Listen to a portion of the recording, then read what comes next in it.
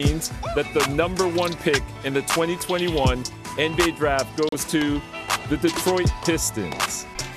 Who's got the number one pick in this year's draft? Who's got the number one pick in this year's draft? Basketball! Select Isaiah Stewart. The Detroit Pistons select Killian Hayes. Sadiq, that was absolutely sensational. I don't know what went into that process. I met the criteria to be selected, but I wasn't. From long range. Oh! Yes! Detroit basketball! Pistons fans, welcome back to another edition of the Palace of Pistons Podcast, part of the Believe Podcast Network. I'm your host, Mike Anguilano, and joining me is Jasper Apollonia, and after his brief hiatus, Aaron Johnson. Welcome back.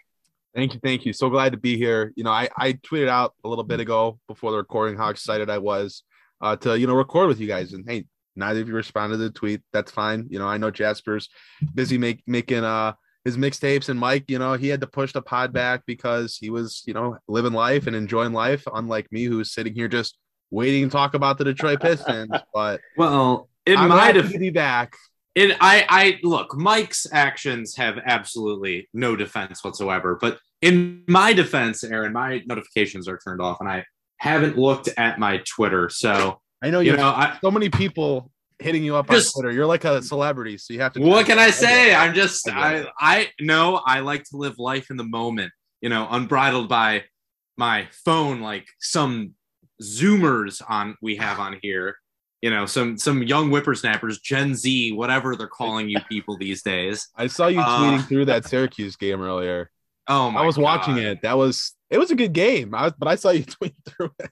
Oh, I knew exactly how it was going to end too. What a game! What a horrible game. Jim Boeheim is absolutely washed. Burned down the program. Blah blah blah blah blah. It wasn't as bad as the Michigan game, though. I mean, that's true. That was just awful. They were both bad from. I was gonna say perspective, but we're actually talking about a team that hasn't gone on a complete losing streak over the last couple of weeks. The Detroit Pistons, unlike Syracuse and Michigan, they've actually been quite good over the last few weeks, haven't they, guys?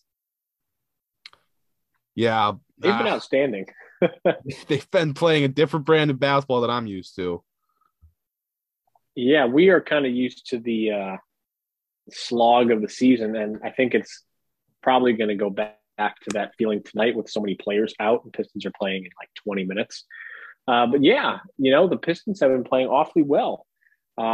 Maybe not good enough to place any bets on them because I would feel kind of. Oh, disagree, Mike. Disagree. I have been feeling quite good about all these Pistons bets I've been placing. They've been paying off. Those Cade Cunningham overs and Pistons money lines have been real good to Jasper lately. So speak for yourself. What I should have said is bet against them because they seem to show up against everybody now. It doesn't matter. And Cade Cunningham has the influence right now in his game where it impacts everybody else and makes everybody else better. So betting against them, assuming that the Pistons are a pushover, is not a good idea right now. And, the same thing with Orlando and the Rockets, apparently. So everybody, sort of at the bottom, starting to play a little bit better as of late. I mean, the Rockets won yesterday. I believe the Magic won too, and Terrence Ross threw down a ferocious dunk. But yeah, guys, betting against the Pistons right now does not seem to be a really good plan because they just kind of play well. But if you were going to make a bet, we suggest you use BetOnline, and that is today's sponsor. BetOnline, back better than ever. A new web interface for March Madness NCAA basketball tournament, which is coming awfully quick. I already talked about Syracuse and Michigan, but we didn't talk about those Kent State Golden Flashes who've won 12 in a row and are on their way to the semifinals of the MAC. You can bet on March Madness and the rest of the NBA season with more props, odds, and lines than ever before. BetOnline remains your number one spot for all the basketball and football action this season. Head on over to the new updated desktop and mobile website. Sign up today and receive your 50% welcome bonus on your first deposit using promo code BELIEVE. 50. That's BLEAV 50. Get your 50% welcome bonus on your first deposit with promo code BLEAV50. From basketball, football, NHL, boxing, UFC, right to your favorite Vegas casino games, don't wait to take advantage of all the amazing offers available for the 2022 season. BetOnline is the fastest and easiest way to bet all of your favorite sports. And again, sign up today, receive your 50% welcome bonus on your first deposit using promo code BLEAV50, BLEAV 50. BetOnline, where the game starts. Okay, let's go back to these awesome Pistons. Oh, never mind. No, sorry. I was just going to say, Aaron, I liked your tweet. I hope you're happy now. I saw that come through. I saw that come through mid-ad read, so thank you. I feel a lot better. I need some sort of interaction on my Twitter. That's right. We had a spare I'm just moment. talking to myself recently. Well, you have to talk to somebody intelligent, right? May as well be yourself. So let's go back to the Pistons, who are playing quite well. And it's coinciding a little bit with Isaiah Stewart. He suffered an injury. Right knee bone bruise will be reevaluated in 1 week, according to the Pistons. They have won 6 of their last 9. Does Isaiah Stewart's injury actually help the Pistons in terms of moving them towards a poor record and increase their lottery odds? Tank, if you will. Mike just said a bad word, tank. No, in all honesty, I mean, it does help the Pistons in that regard because Isaiah Stewart has been playing, really, really solid basketball since the All-Star break. And a little bit before that, too, he was starting to play better. And it definitely helps the Pistons because it sends Marvin Bagley to the starting unit. And they just, they're really missing what Isaiah Stewart brings for them in terms of rim protection and screen setting and things like that. But it is still unfortunate. We're kind of going to talk about it a little bit later, too. Just talking about young players and stuff, but I know tanking and preserving a top draft pick is important for teams that are towards the bottom of the standings, but I very much prefer to see the young players play.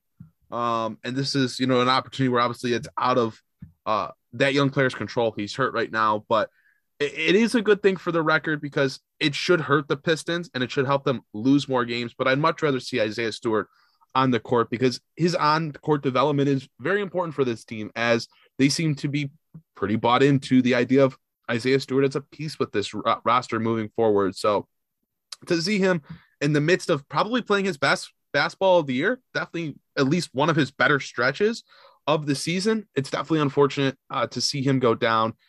It's going to send, Marvin Bagley to the starting lineup, which will be good because it's another young guy getting a look at the center position. But I think we all know Bagley's probably best suited as a bench piece, a guy that, can be masked a little bit in terms of defensive liabilities, putting some other better team defenders around him, him kind of absorbing the anchor spot of the defense that Isaiah Stewart played when he's healthy is not ideal for this team. And we've seen it in, the pick and roll and drop coverage, just in protection at the rim.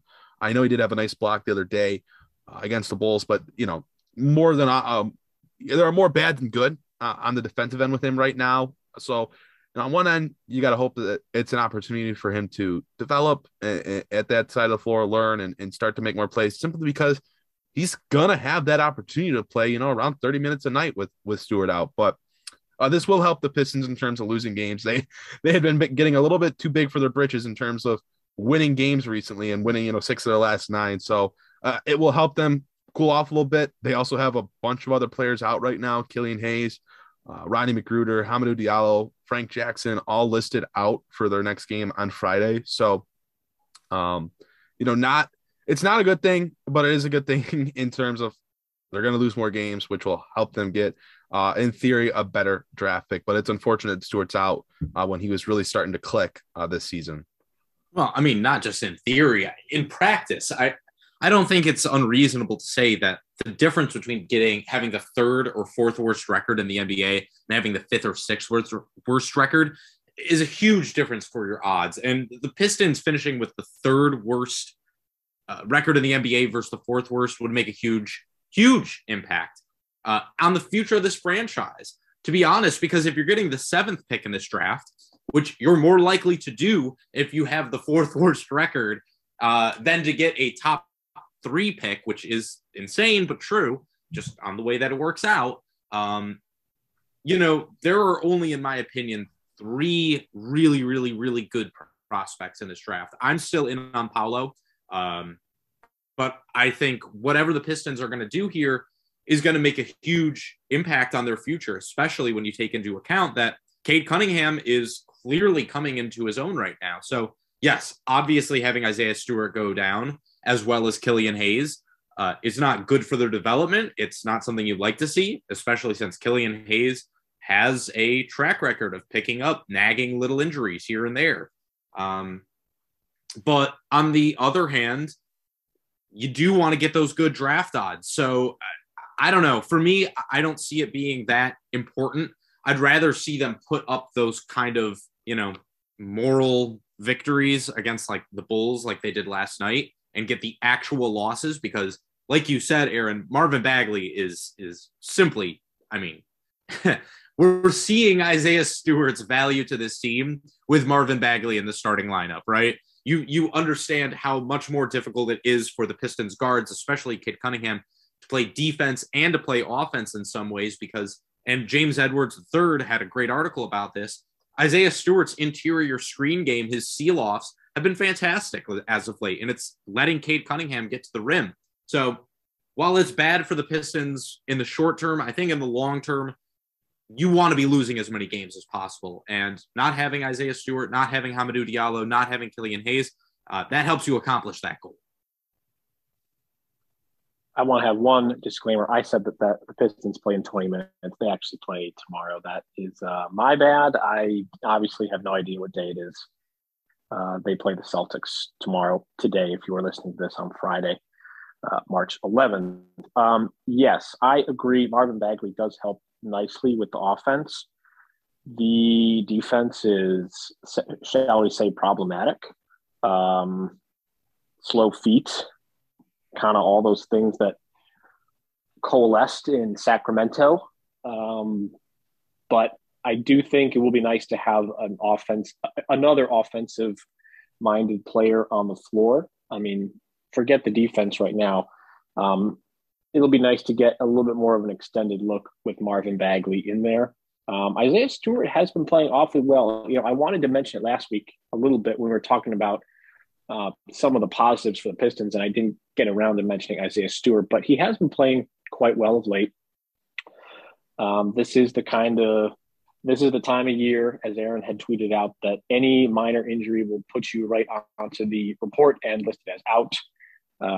We saw this last year with Jeremy Grant and several other players. And, it'd be nice to have other players get a look. And, one of those players we will be talking about later. But one of the players we don't really have to talk about is Cade Cunningham, because he's been playing exceptionally well since the All-Star break. In those 8 games, 21.6 points, 7 boards, 5.5 assists. He's had 2 double-doubles. And on a team that's as bad as the Pistons, a plus-minus rating of plus 3.4, which is awfully good. NBA.com has him number 2 behind Evan Mobley for the rookie ladder. Other rookies that have been playing obviously very well. Scotty Barnes has been playing extraordinarily well. Josh Giddey's been out for a little while. Jalen Green just had a very good game against the Los Angeles Lakers, leading the Rockets to a win. And not listed on our little note sheet, but obviously should be included as a Michigan man, is Franz Wagner, who has carried the forward position for me in my fantasy basketball team. He's been the mainstay after I picked him up off of the waiver wire week 1. He's been playing exceptionally well. Won't get any love because he plays for the Magic, but Franz Wagner has been playing awfully well. Guys, Cade Cunningham is firmly in the discussion for winning Rookie of the Year. And I think had Jarrett Allen not gotten hurt and Evan Mobley continued on his, good, not great sort of path this year, I think it would have been Cade Cunningham's to lose, because he does so much and he's asked to do so much on this team. So it's hard to say now that Evan Mobley will get a lot more playing time at the 5 for the Cavaliers. They're a playoff team. Those two things could go against Cade end the season. But what do you think, Jasper, about Cade Cunningham winning Rookie of the Year? What is he going to have to do to finish out this season? Well, he's going to just have to continue to play at this kind of level because you're playing already so well. It's not, to be honest, I don't really know what much more he could do to win Rookie of the Year. Obviously, his play can't decline significantly. I know he had a good game last night, but he really had a good first half and kind of a not so great second half. He got picked on defensively a bit. He's got his flaws, of course. And if Evan Mobley does end up winning it, that's fine. I don't think Jalen Green should really be in the discussion. I think Josh Giddey is probably going to end up missing too many games to be in the same discussion. But, when it comes to those four guys, I know that when it comes to that is Wagner, Mobley, Cunningham, and Scotty Barnes. I think that the difference there between Cade and Wagner and Barnes for me is that he's just asked to do way more for the Pistons. I know like Mobley, same with Mobley, like on offense, he gets almost everything set up for him. He's not asked to create his own offense very often. He's not asked to create offense for others either. And I think that that's something that you have to take into account, that Cade is simply asked to do more and has done more. And you're seeing that he can contribute to a winning team when they actually have all the pieces in place there. So for me, I think that it could go one way anyway, really. Like there's five guys who are deserving of being in that discussion. I just think that if Cade finishes anywhere lower than 2, and if he finishes behind anyone other than Mobley, I don't agree with that. I don't think that's the right choice. I think he's better defensively than Barnes has. I think he's been better offensively than Wagner has. And I think he's been comparable on the other end for both those players in a way that, it just doesn't really make any sense to put them ahead of him. Giddey, I think, is a really good player. He's not going to play enough. His shooting is not good enough. And that team is horrible, horrible, horrible. So that's going to hurt him. But I am really interested to see how his career kind of ends up playing out because, man, he has such potential. But I could also see him being like Ricky Rubio 2.0. I don't know. Where do you go, Aaron? Because for me, I look at this and honestly, Rookie of the Year, no matter who wins it, I'm happy with the guy the Pistons got. And I think that he's still probably the best player in this draft class at the end of the day, no matter who wins the award. So does it really matter all that much to me? No, it really doesn't. I'll interject real briefly because you brought up the ask to do a lot. And just to credit your point, Evan Mobley was assisted on 65% of all of his made shots. Cade Cunningham was assisted on 37% of all of his made shots. So, two different positions to do different things. Mobley has better players around him. Cade's kind of a one-man show a lot of nights. So, you are correct there. He does have to do a lot of self-creation and, figure it out on his own, or the Pistons offense sometimes just falls into a gutter. Yeah, I really like the point. Like, I think if you're going to make the case for Cade Cunningham to be the Rookie of the Year, I think it's what you guys have kind of talked about. Cade Cunningham is asked and forced really to do so much more than really any of these other guys. Cade has become the pseudo point guard for this team. Really ever since Corey Joseph has stepped into the starting lineup, he's just kind of a body out there at this point. So Cade is essentially running the offense. He's being asked to be one of the leading scorers, facilitate, rebound, defend. Cade has to do it all for this team to even have a sliver of hope on a nightly basis. Like if Cade has an off night, the Pistons have no shot of winning the game they're playing. There's just no chance that they will win. And I mean, credit to what Jasper mentioned about the Bulls game is Cade really did have a good first half, and that's when the Pistons were leading in the game. And then Cade kind of had a not so great second half, especially not so great fourth quarter when he came back in. And that's when the Bulls really pulled away in the game. So Cade Cunningham is the reason that the Pistons win or lose games on a nightly basis. I don't think that's the same case for really any of the other guys in that echelon that we're talking about. Evan Mobley although the Cavs are a little bit banged up right now, he still has a lot of other talent around him. Same goes for someone like Scotty Barnes, who the Raptors, again, another team that have also had their own fair share of injuries. So I just think Cade has to do so much on a nightly basis just for the Pistons to be in the game.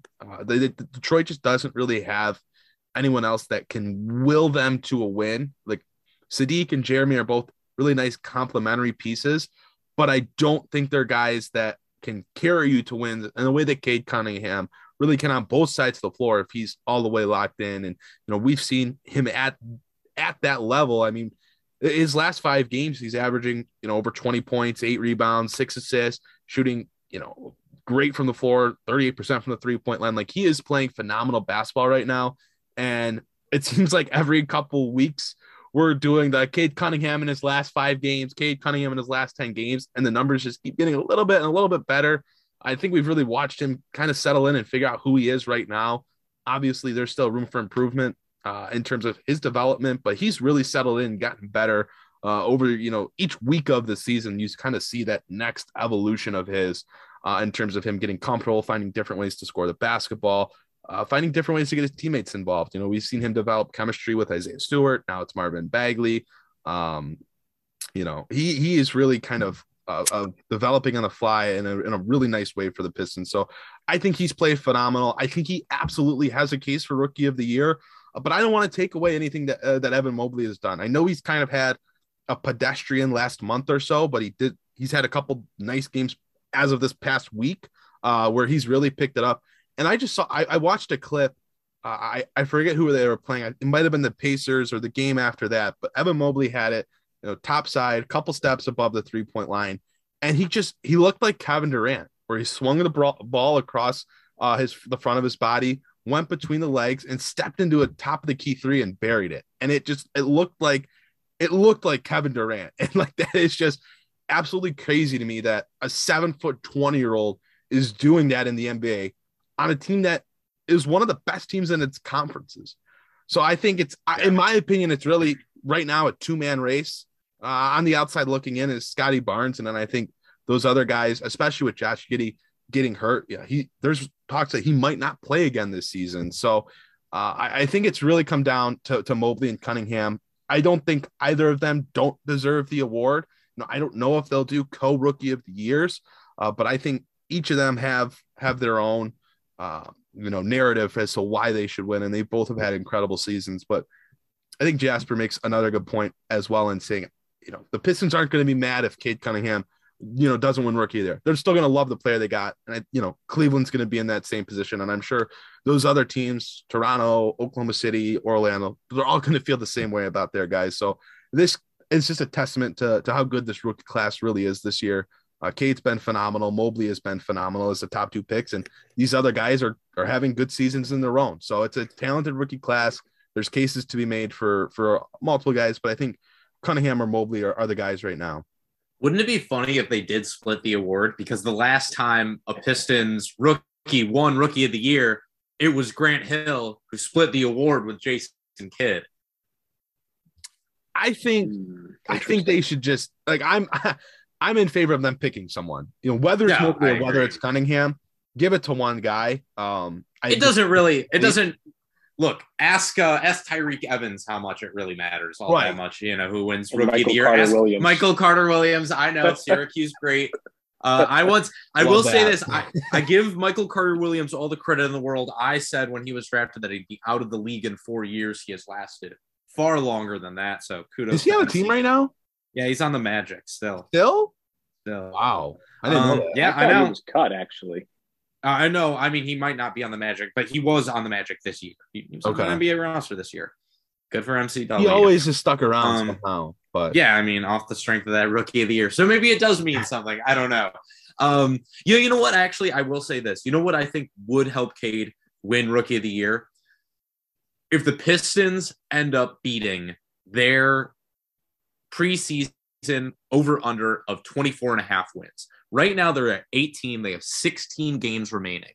So in order to beat that, they need to win 25. They need to go, 7 and do math. I'm not so good at math. 7 and 9 in order to beat that over under. They have, in my opinion, 8 winnable games. They have games against the they have games against the Magic, the Wizards, the Knicks, the Thunder, the Hawks, the Blazers, and the Cavs. And they have the Pacers as well. So they have some very winnable games coming up. Plus their last 2 games are against the Bucks and the Sixers, 2 teams that could actually be sitting all their starters, resting for the playoffs if they're locked into their playoff seeding. So if the Pistons can somehow go 7 and 9 over their last 16 and Cade plays well, I don't know. I think that if you can, go into next season saying, hey, we won 13 of our last 18 games. Not 18. Sorry. I'm so bad at math, guys. Do the math for me. 13 of our last 25 games. There we go. I think that you can say, hey, that's pretty significant. That's showing that this is a team that's going somewhere. I feel like part of you genuinely means that, and I think the other part of you makes that point because you have money on the line. But yeah, I don't. I actually that's a lot of beat. I don't. That's irrelevant. That's irrelevant. Well, he'll be my rookie of the year. I'll tell you that much. He'll be my rookie online. Of the year. That's 100% sure. If he can do that, rookie of the year in my book forevermore. I don't care who wins the actual one. Do we have to suspend Jasper for 1 season for betting on his own team? Isn't that how this works? Oh, my God. Yeah, I said it on Twitter. I said that's the biggest evidence of all that Calvin Ridley actually does have a gambling problem, is that he bet on the Falcons to win in an 8-game parlay. If that's not a man with a gambling problem, I don't know what is. Oh, yeah. Yeah. I think Aaron put it best. This is a really talented rookie class. Really is. Scotty Barnes yesterday against the Bulls. Were they playing the Bulls? No. Okay. Pistons maybe the Bulls. Yeah.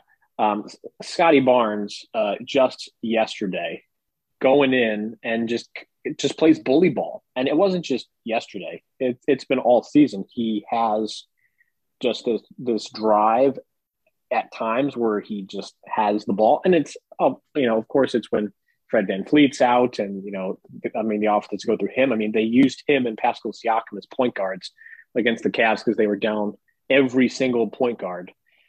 He just has the ability to get, when he gets downhill, he is hard to stop. He's just big and fast and is a pretty good finisher. Josh Giddey looks like a nice player next to Shai Gilgeous-Alexander. He is crafty. Jalen Green just outplayed LeBron last night. He did. Almost pretty much inarguably, he outplayed LeBron James. So yeah. His confidence, and he's a great finisher.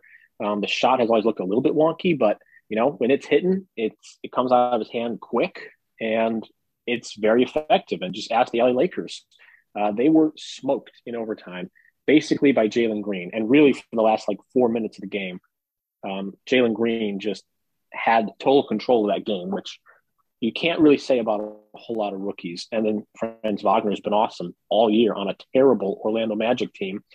And it's just a very talented class. So I don't know. If Cade turns on the Jets and the Pistons, Jasper, like you said, beat their, over under, then, he would obviously have to be playing really well for that to happen. And even if they do have a lot of those winnable games, still would be very impressive. And especially if the injury list is going to keep growing like it has for tomorrow's game against the Celtics, then he would have to be doing a lot.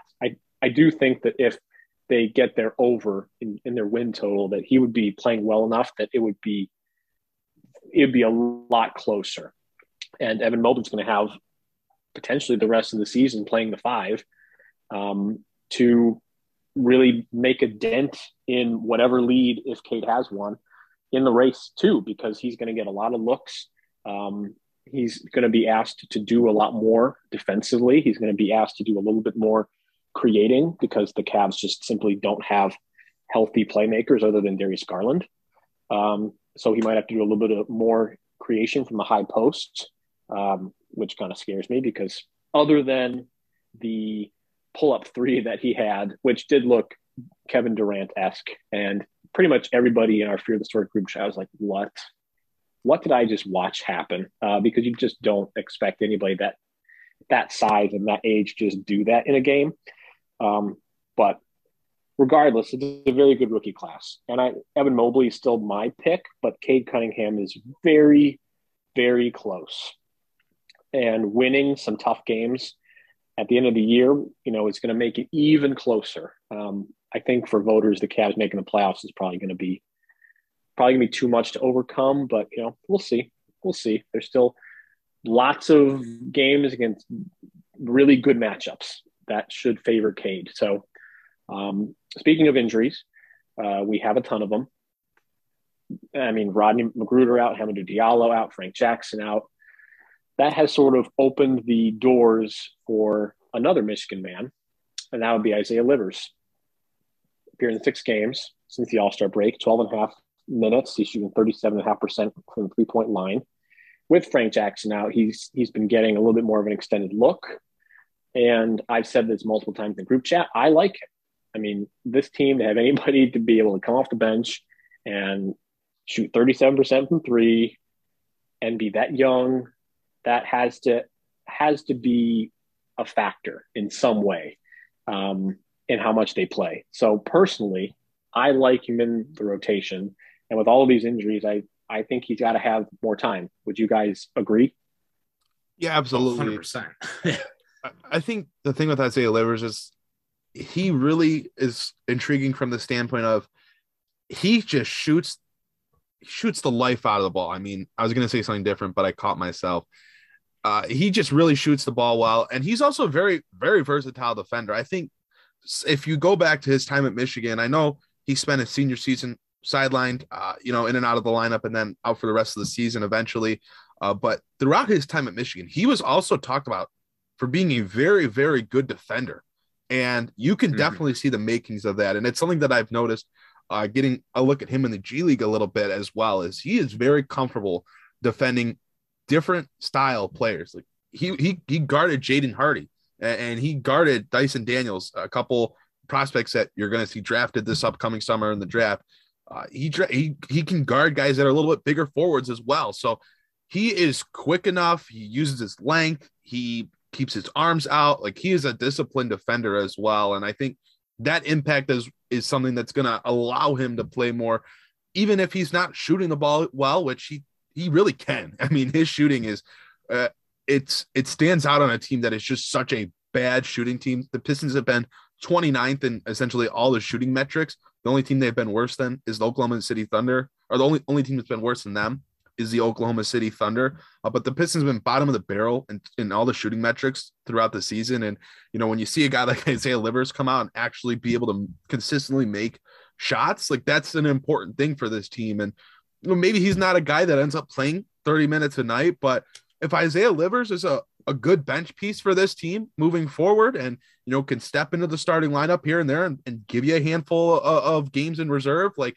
that is good. And it's important for team building. Not every draft pick and acquisition can be a starter or a top player, but you also have to hit on key reserve pieces. And I think Isaiah Livers is giving the Pistons a hell of a look right now. And this is actually that part of the season where the Pistons should be playing guys like Livers, like, especially with all these injuries now. And the Pistons are going to do kind of what they did last year with guys like Jeremy Grant and Mason Plumlee. Like, if you have some sort of injury, you're going to sit, because 1, it allows us to play younger players, and 2, it helps us lose basketball games, which is important now because you're trying to get the best lottery odds possible. But, like, let's not stop at Isaiah Livers. Like, Saben Lee is going to get some more time here with Killian Hayes out, and Saben Lee should get some more time. He's been killing it in the G League. He looked good. He did. He looked good last night. He looked good. I know he looked really good after his first stint up with the team, so he went back down. But, like, give him another chance over the rest of the 18 games or whatever it is. Chris Smith, like, let's see what he can do. That's a guy that I'm really, really excited about. 6'9", handles the ball really well, like has legitimate guard-like abilities with the basketball in his hands, shoots the ball. You can see that can be a player defensively as well. Like, I mean, Luka Garza, sure, give him some minutes, I guess, but really the Pistons have, 3-4 guys that really haven't been in the rotation this year that over the last part of the season should really, really get a look to see where they kind of fit in with this team moving forward. Isaiah Livers is just kind of the first piece of that grouping that should be getting that opportunity. And Livers is really, paid off in that role for the Pistons as of now. He's been really good in the short amount of time that he's actually gotten for the team. I think it's not a stretch to say that he should absolutely take Frank Jackson's spot. He's a more versatile and just simply better defender. He's a better shooter, I think. He's a bigger player. I just think he can do more for this team than somebody like Frank Jackson can. And I'm very much excited to see, like you said, not just him, but Chris Smith and perhaps some more Saben Lee in the lineup as well. I'm totally down for that because the Pistons have absolutely nothing really to play for other than pride at this point. And if, Isaiah Stewart is going to be out, I would not be surprised if Isaiah Stewart's played his last minutes of the season. I hope Killian Hayes has not played his last minutes of the season. This is not an injury that should sideline him for long, and he still needs more time. Like, that's another guy that I want to see more of at the end of the season. Yeah, absolutely. But I think 100% Livers needs to be in the rotation right now. He actually has upside. Let's not forget that he was a player that was talked about as a potential first-round pick before he was injured at Michigan. Like, had he not come back for that season, he probably was going to get drafted in the late first round. So this isn't like some guy coming out of nowhere. We already knew what he was. And you can see that he clearly has not only like the body to play a multitude of positions offensively, but also defensively. And I think that is really, really crucial. There's no such thing as like too many 6'8" guys with good athleticism that can shoot 38% from three. That doesn't exist. There's not too many of that. So in looking at the shooting, and I feel like I do this every 3 weeks. So the Pistons are, as Aaron said, they're 29th in three-point shooting at 33%. They are dead last in effective field goal percentage, 49.1%. They are 29th in accuracy at the rim. Despite being 29th in accuracy at the rim, they are 6th in percentage of shots taken at the rim, which was interesting, I guess, for being that high in shots taken at the rim and being that poor in makes at the rim.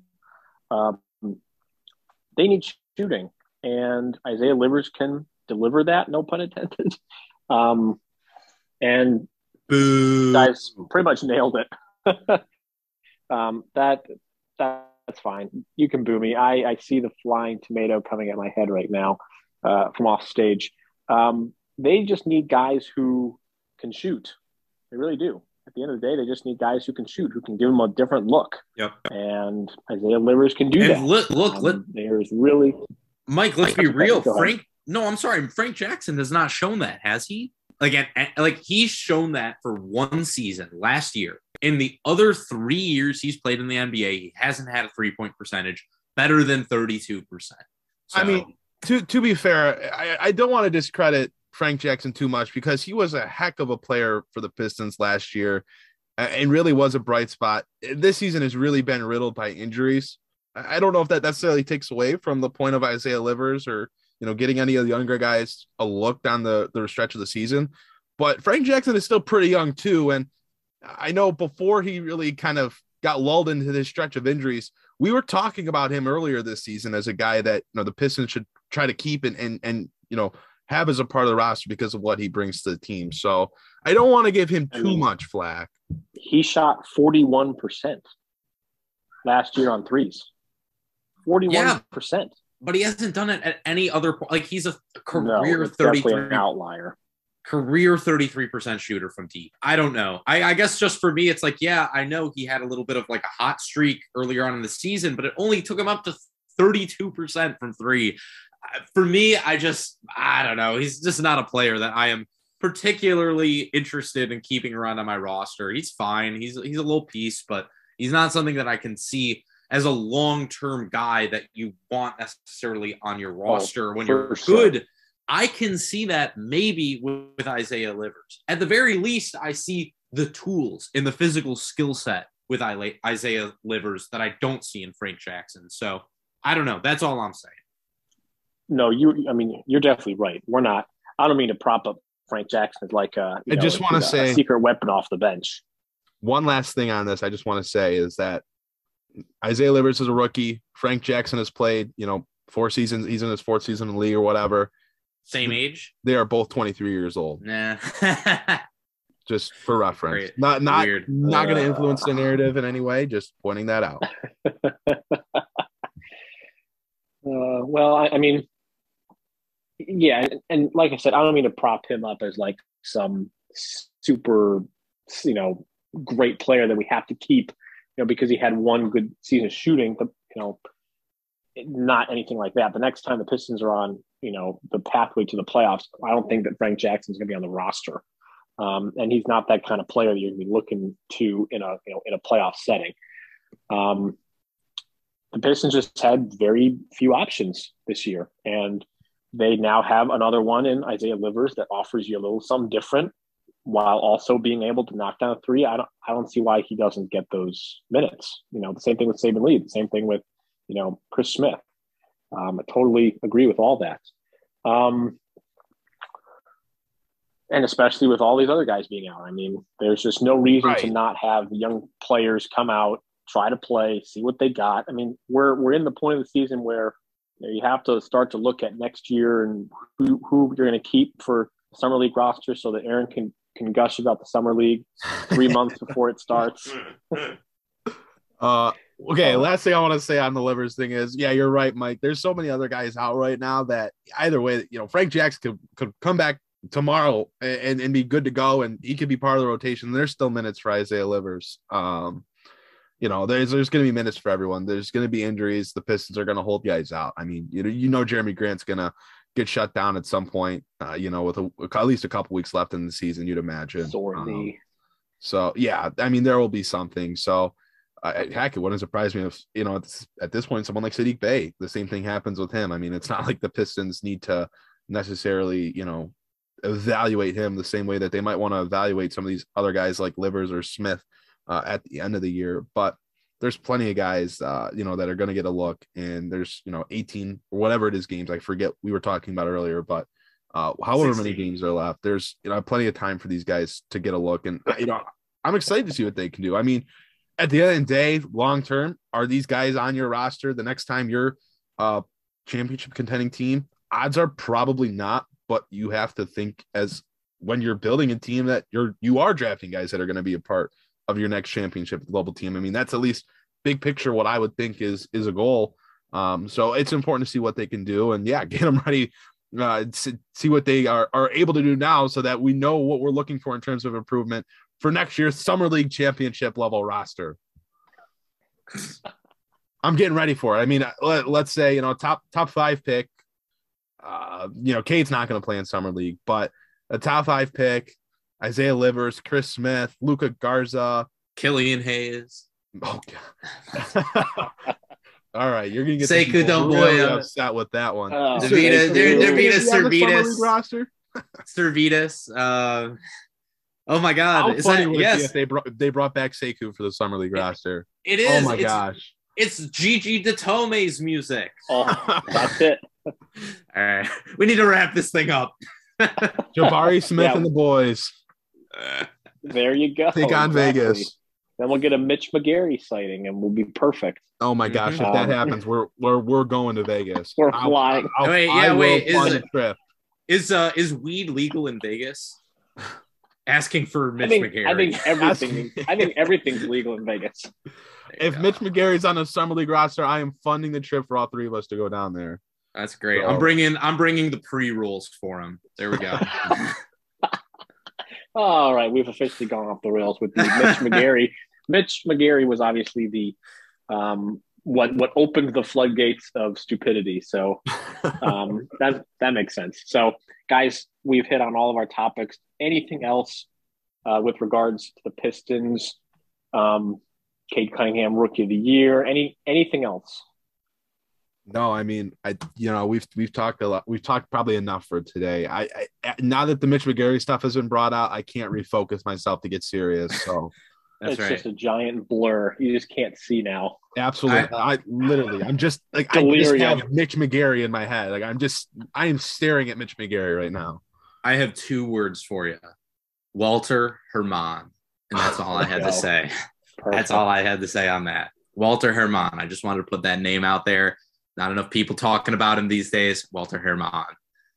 Say his name in the mirror 3 times, and you'll grow beautiful Fabio-esque hair instantly. Michigan really needed Mitch McGarry in the huddle earlier, holding his win the game sign up on the whiteboard. But that's true. He probably could have helped them calm down a little bit at the very least. Probably they take the edge off. Oh man. Okay. Well, guys, good stuff. We'll have a lot more to talk about next week as well, as we continue to see if Cade Cunningham plays just a little bit better to push himself closer to winning Rookie of the Year. We'll see who's left on this roster and who doesn't have a nagging pinky toe injury and is suddenly out for 2 weeks. Regardless, we hope that you'll be with us next week again for another edition of the Palace of Pistons podcast. We thank you very much for listening. And once again, make sure you head on over to our website as well. Still have some written content. We'll be gearing up for player season reviews. I can't believe this is already happening already. I think baseball coming back so late has really just thrown off my sports calendar completely. Totally forgot about it until they decided to bring back the league. But we'll be having player reviews before you know it. Crazy enough. And we hope that you'll be over on our website checking all of that great content out. So for my co-hosts, Jasper Apollonia and Aaron Johnson, thank you very much for listening to this edition of the Palace of Pistons podcast, part of the Believe Podcast Network. See you all next time.